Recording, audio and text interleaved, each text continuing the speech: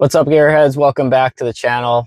Today's video, we're going to be doing a 10-year review here in my 2014 Ram 1500. Yes, that's right. I've had this truck now for about 10 and actually a half years. I got it in August of 2013, brand new, ordered from the dealership up in Long Island, New York, and now it's May of 2024. So about 10 and a half years of ownership. So I'm going to give you guys kind of a 10-year overall review of the vehicle, things I like about it, things I don't like about it, and kind of all the ins and outs of the vehicle and ownership over 10 years. So let's start off with a nice cold start of the truck.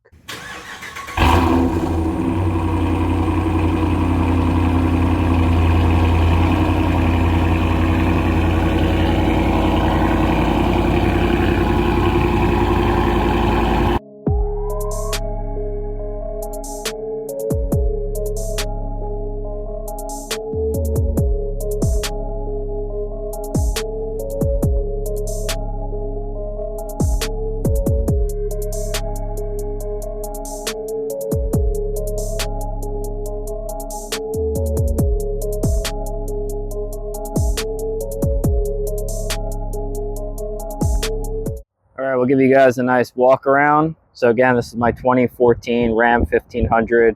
It's a quad cab Larime 4x4.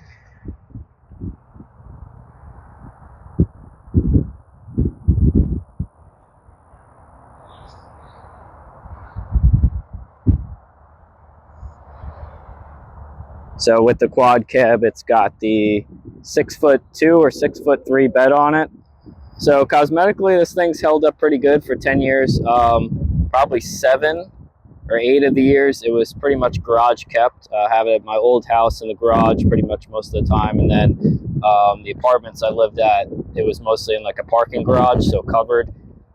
So the paint's held up pretty good. Obviously, could definitely use a paint correction or whatever you want to call it, like a cut and buff. There are definitely like swirl marks and stuff in the paint, imperfections that could be definitely cleared up and addressed. But overall, for 10 years, it still looks like a clean, pretty new truck. So definitely happy with that. We do have a couple minor body imperfections. You can see in the tailgate here, we got a little ding here. There's a little ding here. That's from dropping the tailgate and I guess having stuff underneath it, probably from some of the trailers I've hauled. And then I also got a ding up here in the front, the chrome bumper. So I think somebody backed into the truck while it was parked at my old complex and obviously didn't stop or say anything and just left it that way. But that's about the only cosmetic issues with the vehicle, is just those 3 little dings. There are a couple, scratches and stuff just for it being a 10-year-old car, but nothing out of the ordinary. Right, so let's talk modifications we've done to the truck. So one of maybe 2 or 3 mods I have done is the S&B cold air intake. I put this on maybe about 10,000 miles on the truck, and now the truck has about 95,000 miles. So no issues with that there. Just do the frequent maintenance on it every 10,000 miles or so. I clean it, and you could obviously, the engine's got a little dust, a little dirty, but for almost 100,000 miles and 10 and a half years of ownership, not too bad. Looks pretty good under there. Our other mod would be the Corsa DB exhaust system. Put this on again probably around 10,000 miles. I think I did it at the same time as the cold air intake, and that's been pretty good. You obviously heard that in the cold start. We'll give you guys some flyby videos so you can hear the exhaust fully towards the end, so stay tuned for those. That exhaust system's been good. It's all stainless, basically muffler and the 2 pipes coming back, so no issues with that. That's been good. And the only other mod, or if you want to even call it a mod, I've done to this truck is the tint. So I had the front windshield tinted. You can see there it's pretty blacked out, and the front sides tinted to match the backs. So the front is I think it's 30%, and same with the sides. Probably wouldn't go that dark again if I were to do another one. I'd probably do 50 on the front windshield, but we do live in South Florida. The sun is pretty brutal down here, so it definitely helps cut down on the UV issues with heat and stuff in the cab, and then also helps protect the leather dash and everything inside. I do still put up a visor in the front, but that definitely helps when you're driving during the day. And you don't even really need to wear sunglasses with the tint like that. So for South Florida, it definitely helps out. But again, future project or car, I'd probably do 50%, not 30. It's a little dark driving at night. Okay, so let's talk maintenance and reliability with this vehicle. So currently have about 95,000 miles on the truck. For 2014, that's pretty on the low side. You're talking under 10,000 miles a year. So an average, if you're looking for a 2014, they're probably going to have like a 125 on it. That would be, you know, a little over 12,000 miles a year. I think that's probably like the national average or something like that. So this truck is on the lower end of that, being under 100,000 miles and over 10 years old. So maybe some of the maintenance things or issues I wouldn't see yet, just because my truck is a little bit on the low mileage side. But I'm going to walk you through all the issues I've had with this truck, which is very few for 100,000 miles. And then the maintenance and stuff I kind of kept up with on the vehicle. So let's dive into that. So as far as the engine goes, I've been running Mobil 1 full synthetic 5W20 since I had the truck brand new and did the first service. And I did that up until about, I think, 75,000 miles. And then the last two oil changes I've done, I've been running the AMSOIL Signature Series 5W20. So that's been going pretty good. I've actually been doing oil analysis on those just to keep an eye on everything. And all the wear levels are super low. The TBN is good with that oil. You could kind of do your extended drain interval. So I can easily go 10, 15,000 miles on that oil, no problems at all. Where Mobil 1, you probably want to change closer to the 5 or 8,000 mile range, even though your oil indicator light is adaptive. So depending on how you drive the vehicle, the load you're seeing, how much you're towing, this and that, it's going to, or how much idle time versus highway miles is going to adjust your oil change monitor, and it's going to tell you to change it sooner. But if you run a higher quality oil with good detergent packages, and that's going to last longer, you could certainly increase those intervals. So then I've also done I think around 75,000 miles, I did a coolant flush or a drain and fill on the coolant. So I replaced it with the OEM Mopar stuff. And then basically the transmission, which is the 8-speed ZF transmission, the front and rear cases, I have not done those yet. I plan on doing those at 100,000 miles. This truck doesn't see like a super crazy amount of towing or heavy load application. I have done towing with this. I used to tow my old boat. I actually dragged that down from New York to Florida. I had jet skis on a double trailer. I used to haul those around. I had all my shop equipment I moved multiple times with trailers. And then I used to do a lot of stuff back at home with engine parts and running it back and forth to Lowe's and different projects. So the truck was, you know, used, but definitely not abused. So I think 100,000 mile interval for the transmission and the cases should be pretty practical for that application. So those are kind of on the schedule coming up. So now to talk about breakdowns or issues I've had. So the only issues I've had with this truck, and let's just say with the engine, is I had one coil pack go bad. It was the number 7 cylinder coil pack failed. I don't remember the miles that happened. I'd have to look in my little maintenance notebook I have. But anyway, that coil pack, I replaced it with one from the dealer, an OEM Mopar one, and haven't had any issues with that since. The only other things are like the third brake light back there.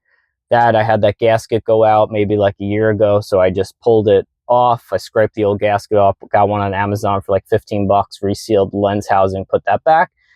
And the last thing was the driver's side projector headlight. That started leaking a little bit where I get the condensation behind the lens. So I took that out, took it apart, dried it out with a hair dryer. And then I basically, on the upper seal between the lens housing and like the rest of the housing, I just put like a little bead of clear RTV silicone on that. And that hasn't come back since. And that was probably 6 months or so ago.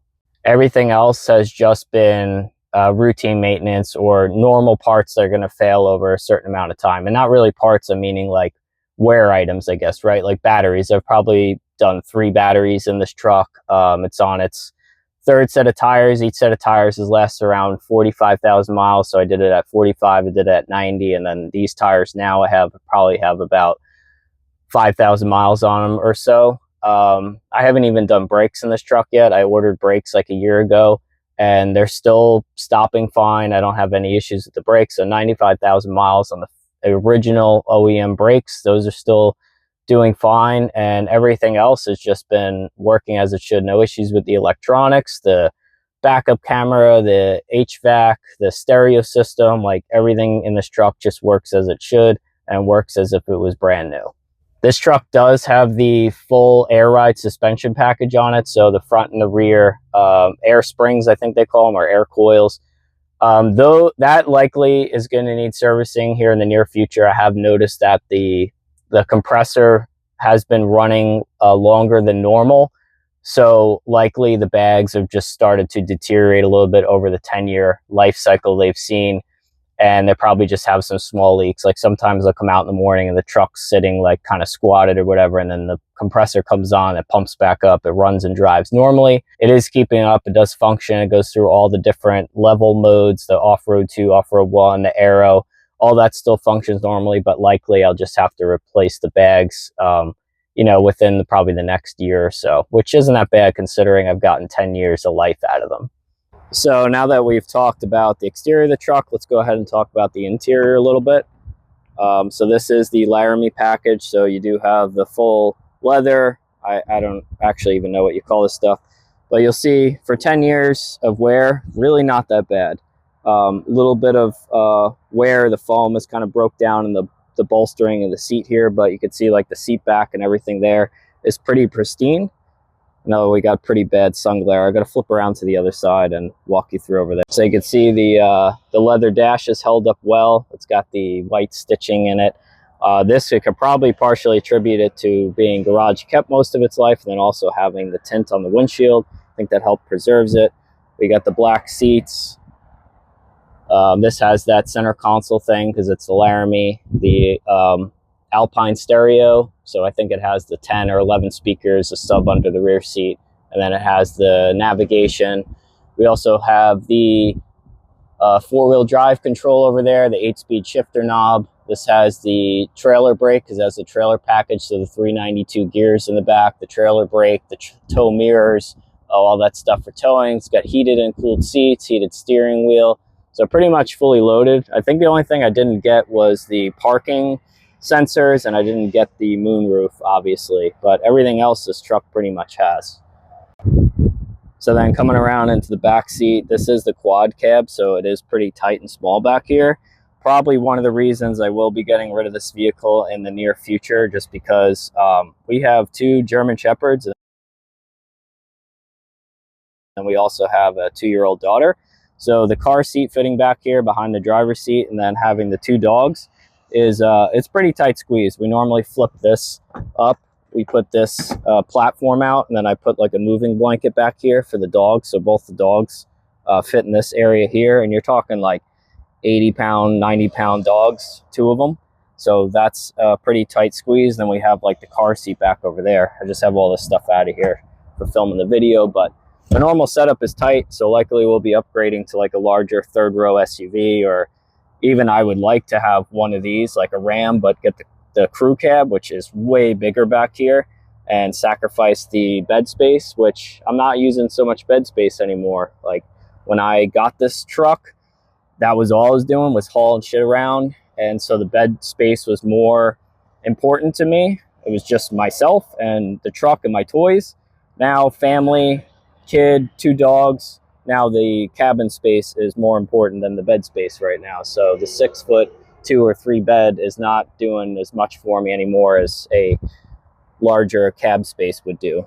So we'll just talk bed for a quick minute here. So this has the factory bed liner.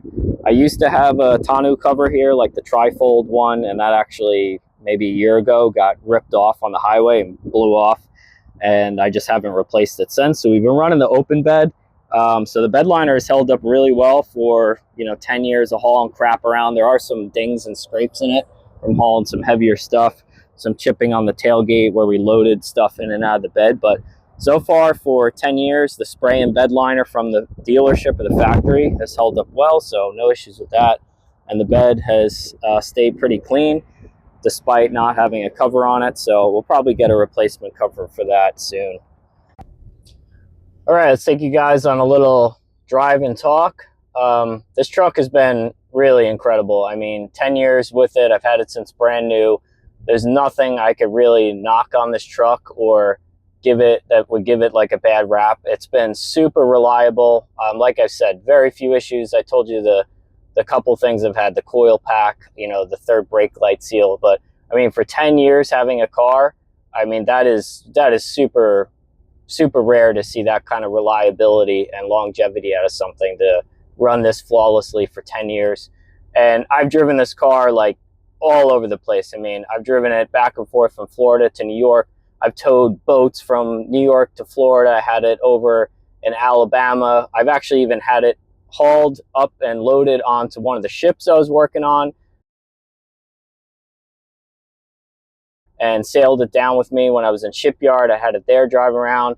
I hauled my motorcycle back home that I bought in the bed of it, like, 14 hours. I've towed all over Florida with it, hauling my jet skis and my boat.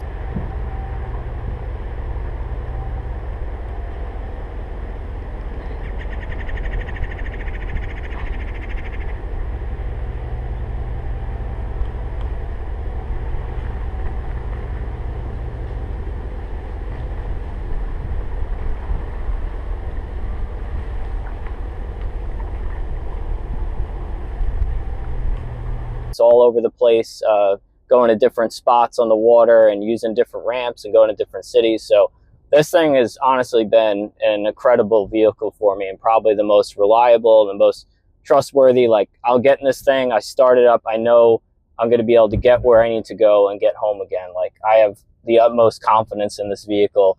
So the only reason I would probably ever let it go is really just due to growing family size. And that kind of sucks, because like, I'd love to keep this thing forever, but it's probably just not a practical vehicle for our family to really keep anymore. We would need to get a larger sized SUV, like a Tahoe or a Suburban or something like that, that we can haul the family and the dogs around in, and then hopefully in the future get another watercraft toy or something that we can tow also with. So I think ultimately it's going to lead me to selling this vehicle, but not because it's a piece of crap or it's not reliable or I don't love the truck anymore. It's mainly just because of what's practical for our growing family.